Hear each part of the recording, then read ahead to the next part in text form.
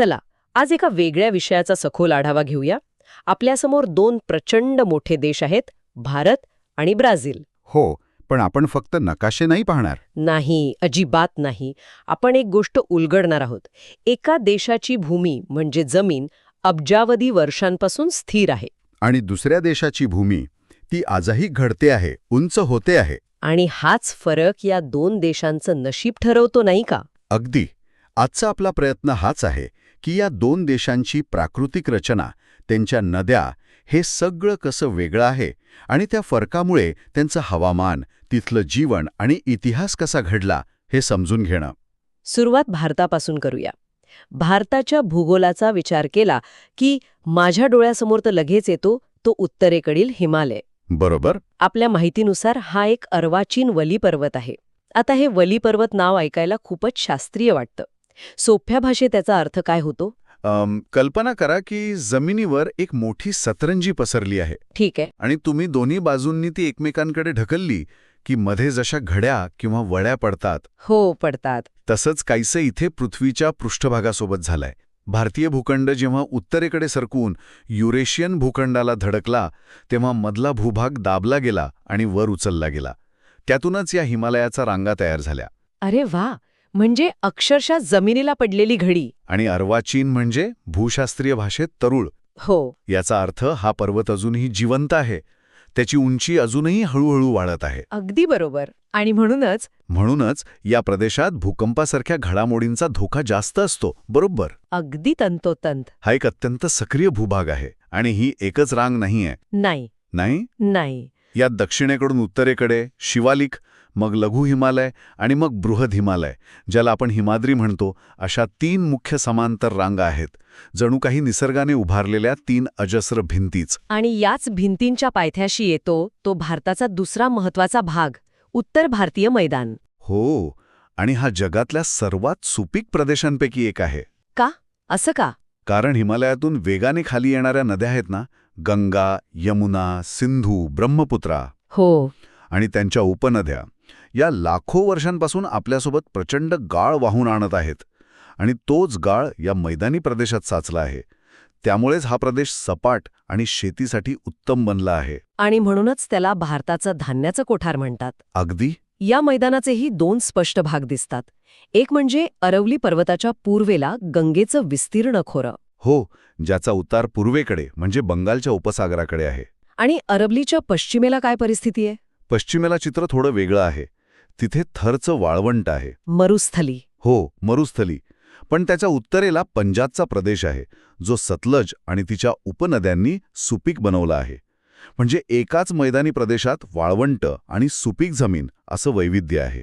आणि इथेच पूर्वेकडे गंगा आणि ब्रह्मपुत्रा मिळून एक अद्भुत रचना तयार करतात, सुंदरबन. जगातला सर्वात मोठा त्रिभुज प्रदेश. त्रिभुज प्रदेश म्हणजे नक्की काय? म्हणजे बघा, नदी समुद्राला मिळण्याआधी तिचा वेग इतका कमी होतो की तिने वाहून आणलेला सगळा गाळ तो तिथेच साचतो. सुंदरबन म्हणजे या गाळाने तयार झालेली हजारो बेटं, खाड्या आणि दलदलीची एक गुंतागुंतीची दुनिया आहे. वा, हे वाघांचं घर आहे आणि जैवविविधतेचं एक प्रचंड मोठं केंद्र आहे. बरोबर. ठीक आहे. म्हणजे उत्तरेला तरुण आणि अशांत हिमालय, त्याच्या पायथ्याशी सुपीक मैदानं. पण भारताच्या त्या त्रिकोणी भागाचं काय, जो नकाशावर सर्वात जास्त उठून दिसतो? तो तर या सगळ्यात जुना मानला जातो, नाही का? बरोबर बोललात. हा आहे द्वीपकल्प, भारताचा सर्वात प्राचीन आणि स्थिर भूभाग. हिमालय तयार होण्याच्या कोट्यावधी वर्षांआधीपासून हा अस्तित्वात आहे. आणि याच्या उत्तरेला अरवली आहे. हो, जो जगातल्या सर्वात प्राचीन पर्वतांपैकी एक मानला जातो. असं म्हणतात की एकेकाळी तो हिमालयापेक्षाही उंच होता, पण हजारो वर्षांच्या ऊन पावसाने तो आता झिजून गेलाय. मला एक गोष्ट नेहमी गोंधळात टाकते. या द्वीपकल्पाच्या दोन्ही बाजूंना समुद्र आहे. हो. पण तरीही पश्चिम आणि पूर्व किनारे इतके वेगळे का आहेत? एका बाजूला कोकणासारखे खडकाळ, अरुंद किनारे आणि दुसरीकडे रुंद मैदाने आणि त्रिभुज प्रदेश, असं का? खूप छान प्रश्न आहे. याचं उत्तर दडलं आहे पश्चिम घाटामध्ये. पश्चिम घाट. हो, पश्चिम घाट हा उंच आणि सलग आहे. त्यामुळे तिथून अरबी समुद्राकडे वाहणाऱ्या नद्या खूप आखूड आणि प्रचंड वेगवान असतात. अच्छा. त्या इतक्या वेगाने समुद्राला मिळतात की त्यांना गाळ साठवायला वेळच मिळत नाही. उलट त्या जमिनीला कोरून खाड्या तयार करतात. आणि याचा थेट परिणाम इतिहासावर आणि व्यापारावर झाला. पश्चिम किनाऱ्यावरील याच नैसर्गिक खाड्यांमुळे ती प्राचीन काळापासून बंदरांसाठी आणि सागरी व्यापारासाठी उत्तम ठरली. अगदी तसंच. याउलट पूर्व घाटाची उंची कमी आहे आणि तो सलग नाही. त्यामुळे तिथून बंगालच्या उपसागराकडे ज्या नद्या वाहतात, जसं की गोदावरी, कृष्णा, कावेरी, त्या लांबचा प्रवास करतात. त्यामुळे त्यांचा वेग कमी असतो. हो, आणि त्या आपल्यासोबत प्रचंड गाळ वाहून आणतात. हा गाळ किनाऱ्यावर साचून तिथे विस्तीर्ण आणि सुपीक त्रिभुज प्रदेश तयार झाले आहेत. म्हणूनच पूर्वेकडील सुपीक त्रिभुज प्रदेश शेतीची आणि मोठ्या साम्राज्यांची केंद्रे बनली. काय गंमत आहे. आणि मग उरली ती डेट, भारताच्या मुख्य भूमीपासून दूर असलेली लक्षद्वीप आणि अंदमान निकोबार. यांच्यातही जमीन आसमानाचा फरक आहे. हो, अरबी समुद्रातील लक्षद्वीप बेटं प्रवाळाची आहेत. प्रवाळ म्हणजे? प्रवाळ म्हणजे समुद्रातले सूक्ष्म जीव. लाखो जीव एकत्र येऊन कॅल्शियम कार्बोनेटचे सांगाडे तयार करतात. त्यांच्या थरावर थर साचून ही बेटं तयार झाली आहेत. जणू काही समुद्राखालची जीवसृष्टीच जमिनीवर आली आहे. म्हणून ती सपाट आणि कमी उंचीची आहेत. बरोबर. तर दुसरीकडे अंदमान निकोबार बेटं म्हणजे समुद्रातून वर आलेले ज्वालामुखी पर्वत आहेत. म्हणूनच ती मोठी आहेत, तिथे डोंगर आहेत. आणि भारतातील एकमेव ज्वालामुखी बॅरन बेट इथेच आहे. हो, म्हणजे एकाच देशात अग्नी आणि जीवसृष्टीने तयार केलेली बेटं आहेत. तर अशी ही भारताची वैविध्यपूर्ण रचना आहे. हो, उत्तरेला अजूनही घडणारा हिमालय, मध्यभागी सुपीक मैदानं, दक्षिणेला कोट्यावधी वर्ष जुनं पठार आणि 2 पूर्णपणे वेगळे किनारे. आता आपण ब्राझीलकडे वळूया. भारताच्या तुलनेत ब्राझीलमध्ये उंच बर्फाच्छादित पर्वत अजिबात नाहीत. अजिबात नाहीत. तिथली जमीन खूप वेगळी आहे, नाही का? हो, ब्राझीलची जमीन भारताच्या द्वीपकल्पाप्रमाणेच खूप प्राचीन आणि स्थिर आहे. देशाचा खूप मोठा भाग हा उच्चभूमी आणि पठारांनी व्यापलेला आहे. म्हणजे हायलँड्स. हो, हायलँड्स. यात उत्तरेला गियाना उच्चभूमी आणि दक्षिणेला ब्राझील उच्चभूमी आहे. या दोन्ही दक्षिण अमेरिका खंडाचा गाभा क्षेत्र म्हणजे खंडाचा सर्वात जुना भाग मानल्या जातात. आणि गंमत म्हणजे ब्राझीलमधील सर्वोच्च शिखर पिको दे नेबिलिना, जे सुमारे 3014 मीटर उंच आहे, ते हिमालयासारख्या पर्वतरांगेत नाही. नाही. तर याच पठारी प्रदेशात ब्राझील आणि व्हेनेझुएलाच्या सीमेवर आहे. बरोबर. पण ब्राझीलच्या भूगोलातली सर्वात रंजक आणि परिणामकारक गोष्ट म्हणजे अजस्र कडा, द ग्रेट एस्कार्पमेंट. थांबा, अजस्र कडा म्हणजे तुम्ही असं म्हणताय की ब्राझीलमध्ये एक प्रचंड मोठी नैसर्गिक भिंत आहे, जी अक्षरशः पावसाच्या ढगांना अडवते आणि देशाच्या एक मोठ्या भागाचं हवामान ठरवते? हे अविश्वसनीय आहे. हो, हे अगदी तसाच आहे. ही उच्चभूमीची पूर्वेकडील एक तीव्र उताराची कडा आहे, सुमारे 790 मीटर उंच. समुद्रावरून येणारे आग्नेय व्यापारी वारे या कड्याला अडतात आणि वर चढतात. ओके. त्यामुळे कड्याच्या पूर्वेकडील किनारी भागात भरपूर पाऊस पडतो. पण तेच ढग जेव्हा कडा ओलांडून पलीकडे जातात, तेव्हा त्यांच्यातलं बाष्प संपलेलं असतं. आणि त्यामुळे कड्याच्या पलीकडे पर्जन्यछायेचा प्रदेश तयार होतो. अगदी. आणि याच प्रदेशाला अवर्षण चतुष्कोण किंवा ड्राउट क्वाड्रिलॅटरल म्हणतात. म्हणजे देशाच्या एका भागात अतिवृष्टी आणि दुसऱ्या भागात दुष्काळ. आणि याचं कारण फक्त एक डोंगरकडा. 7400 किलोमीटर लांबीची किनारपट्टी लाभली आहे. हो, उत्तर किनाऱ्यावर ॲमेझॉनसारख्या अनेक नद्या मिळतात, त्यामुळे तो सखल आहे. तर पूर्व किनाऱ्यावर मात्र वेगळं दृश्य आहे. हो, मी वाचलं आहे की इथे जगातली सर्वात लांब पुळण म्हणजे बीच आहे, प्राया डू कॅसिनो, जिची लांबी 200 किलोमीटरपेक्षा जास्त आहे. हो, म्हणजे मुंबई-पुणे अंतरापेक्षाही जास्त लांबीचा सलग बीच. बरोबर. आता मैदानी प्रदेशाकडे वळूया. इथे जगातलं सर्वात मोठं नदीखोरं आहे ॲमेझॉनचं खोरं. हा ब्राझीलमधील सर्वात विस्तीर्ण मैदानी प्रदेश आहे, जो पूर्णपणे घनदाट उष्णकटिबंधीय वर्षावनांनी व्यापलेला आहे. पण याला तुम्ही एक प्रकारचा हिरवा वाळवंट म्हणालात. हो, हिरवा वाळवंट हे काय आहे? म्हणजे बघा, तिथे वनस्पती आणि प्राणीजीवन प्रचंड आहे, पण वारंवार येणारे पूर आणि इतकी घनदाट झाडी आहे की सूर्यप्रकाश जमिनीपर्यंत पोचतच नाही. अच्छा. मानवी वस्तीसाठी अत्यंत दुर्गम आहे, म्हणून त्याला हिरवा वाळवंट म्हणतात. आणि याच्या अगदी विरुद्ध आहे नैऋत्येकडील पॅन्टनाल. हो, पॅराग्वे पॅराना खोऱ्यातलं पॅन्टनाल जगातला सर्वात मोठा पाणथळ प्रदेश. कल्पनाच करवत नाहीये.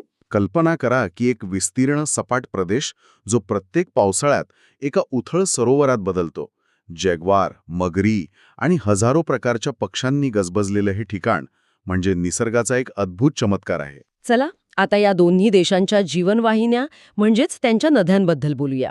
आणि सुरुवात अर्थातच ॲमेझॉनपासून करायला हवी. हो, ॲमेझॉनचा उगम पेरूमधील अँडीज पर्वतात होतो. पण तिचं खरं वैशिष्ट्य आहे तिच्यातून वाहणाऱ्या पाण्याचं प्रमाण. किती पाणी? ॲमेझॉनमधनं दर सेकंदाला सुमारे 2 लाख घनमीटर पाणी समुद्रात सोडलं जातं. 2 लाख घनमीटर हो प्रति सेकंड. हो, हे इतकं प्रचंड आहे की जगातल्या सगळ्या नद्यांच्या एकत्रित प्रवाहापेक्षाही जास्त पाणी एकटी ॲमेझॉन वाहून नेते. आणि याच प्रचंड प्रवाहामुळे तिच्या मुखाशी गाळ साचत नाही. बरोबर. म्हणूनच ॲमेझॉनला गंगा ब्रह्मपुत्रेसारखा त्रिभुज प्रदेश नाही. उलट तिच्या प्रवाहाच्या रेट्यामुळे किनाऱ्याजवळची जमीनच समुद्रात ढकलली जाते असं वाटतं. हो, आणि तिच्या मुखाजवळच्या पात्राची रुंदी तर 150 किलोमीटर आहे. 150 किलोमीटर? म्हणजे नदीच्या एका काठावरून दुसऱ्या काठावर पाहिलं तर जमीन दिसणारच नाही. नाही, ती नदी कमी आणि समुद्र जास्त वाटतो. अविश्वसनीय. याशिवाय ब्राझीलमध्ये नैऋत्येकडे पॅरागोवे पॅराना जलप्रणाली आहे, जी पुढे अर्जेंटिनाकडे वाहते. आणि तिसरी महत्वाची नदी म्हणजे साऊ फ्रान्सिस्को. आता पुन्हा भारताच्या नद्यांकडे येऊया. इथेच चित्र पूर्णपणे वेगळं आहे. हो, खूप वेगळं. भारतीय नद्यांची विभागणी त्यांच्या उगमावरून केली जाते, नाही का? हो, पहिला प्रकार म्हणजे हिमालयातून उगम पावणाऱ्या नद्या. सिंधू, गंगा, ब्रह्मपुत्र या नद्या हिमनद्यांमधून उगम पावतात. म्हणजे ग्लेशियर्समधून. हो, त्यामुळं त्यांना उन्हाळ्यातही बर्फ वितळून पाणी मिळतं. म्हणूनच त्या 12 माही वाहतात. त्या कधीच पूर्णपणे कोरड्या पडत नाहीत. त्या उत्तर भारताच्या खऱ्या अर्थाने जीवनवाहिनी आहेत. नक्कीच. ब्रह्मपुत्र नदी तर तिबेटमध्ये सांगपो नावाने ओळखली जाते आणि मग हिमालय ओलांडून भारतात प्रवेश करते. किती मोठा प्रवास आहे हा. आणि दुसरा प्रकार आहे द्वीपकल्पीय नद्यांचा. हो, या नद्या पूर्णपणे मान्सूनच्या पावसावर अवलंबून असतात. त्यामुळे त्या हंगामी आहेत. म्हणजे सीझनल. हो, पावसाळ्यात त्या दुथडी भरून वाहतात, पण उन्हाळ्यात त्यांचं पात्र बडचसं कोरडं पडतं.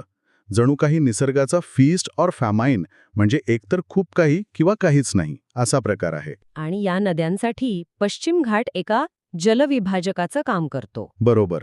म्हणजे तो पडणाऱ्या पावसाचं पाणी 2 दिशांना विभागतो. कसं? जे पाणी पश्चिम घाटाच्या पश्चिमेला पडतं ते तिथूनच उगम पावणाऱ्या आखूड आणि वेगवान नद्यांमधून थेट अरबी समुद्राला मिळतं, जशा नर्मदा आणि तापी. आणि जे पाणी पश्चिम घाटाच्या पूर्वेला पडतं ते महानदी, गोदावरी, कृष्णा, कावेरी यांसारख्या लांब पल्ल्याच्या नद्यांमधून प्रवास करत बंगालच्या उपसागराला मिळतं.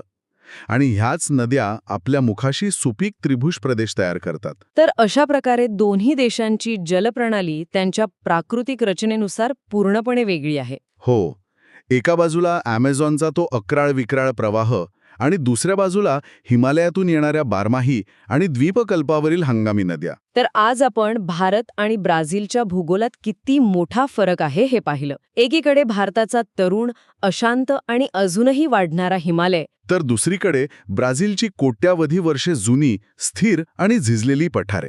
एकीकडे गंगेचा विशाल, सुपीक त्रिभुज प्रदेश जो लाखो लोकांचं पोषण करतो आणि संस्कृतीचं केंद्र बनला. तर दुसरीकडे ॲमेझॉन, जिच्या प्रचंड प्रवाहामुळे त्रिभुज प्रदेशच तयार होत नाही आणि जिच्या खोऱ्यात घनदाट जंगलांमुळे मानवी वस्तीच शक्य होत नाही. यावरून हेच स्पष्ट होतं की भूगोल म्हणजे फक्त डोंगर, नद्या आणि मैदानं नाहीत. नाही, भूगोल हाच त्या राष्ट्रांचा पाया आहे. तो त्यांचं हवामान, त्यांची शेती, त्यांचा व्यापार आणि त्यांचं संपूर्ण लोकजीवन घडवतो. आणि श्रोत्यांना विचार करण्यासाठी एक रंजक मुद्दा सोडून जातो. कोणता? या माहितीत असा उल्लेख आहे की अनेक भूगर्भशास्त्रज्ञ असं मानतात की हिमालयातील सिंधू किंवा ब्रह्मपुत्रा यांसारख्या नद्या त्या हिमालयापेक्षाही जुन्या आहेत. काय सांगताय?